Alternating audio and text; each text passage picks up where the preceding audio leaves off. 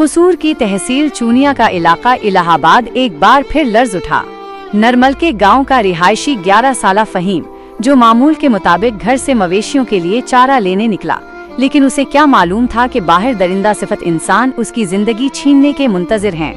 कमसन फहीम के बरवक्त घर ना लौटने पर अहलखाना की तशवीश बढ़ी, मसाजिद में ऐलानात करवाए गए और तलाश शुरू की गई, मगर अफसोस के कुछ ही देर बाद करीबी मकई के खेत से फहीम की लाश बरामद हुई। वाक़े की इत्तला मिलते ही पुलिस की भारी नफरी मौके पर पहुंच गई।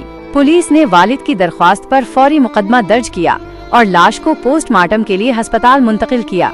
इब्तदाई पोस्टमार्टम रिपोर्ट ने इंसानियत का सर शर्म से झुका दिया है। रिपोर्ट के मुताबिक मासूम फहीम की गर्दन की हड्डी टूटी हुई थी और गर्दन पर तशद्दुद के वाज़ेह निशानात पाए गए। मेडिकल रिपोर्ट में मासूम बच्चे के साथ ज्यादती के शवाहिद की भी तस्दीक हुई है, जबकि हतमी रिपोर्ट के लिए जरूरी नमूने PSFA को भिजवा दिए गए हैं।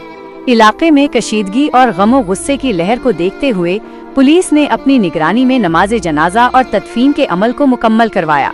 कायम मकाम डी पोस्ट ऑफिस कसूर ने जाए वक़ुआ का मुआयना किया और लवाहिकीन से मुलाकात में यकीन दहानी करवाई कि दरिंदगी का मुजाहरा करने वाले मुल्ज़मान जल्द कानून के शिकंजे में होंगे।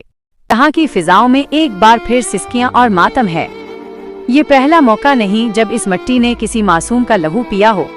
इससे कबल भी यहाँ इंसानियत सोज वाक़यात रूनुमा हो चुके हैं, लेकिन अफसोस अरबाबे इख्तियार के तमाम दावे और वादे धरे के धरे रह गए। मुअस्सिर इक़दामात की अदम मौजूदगी ने एक बार फिर एक मासूम जान का चिराग गुल कर दिया है।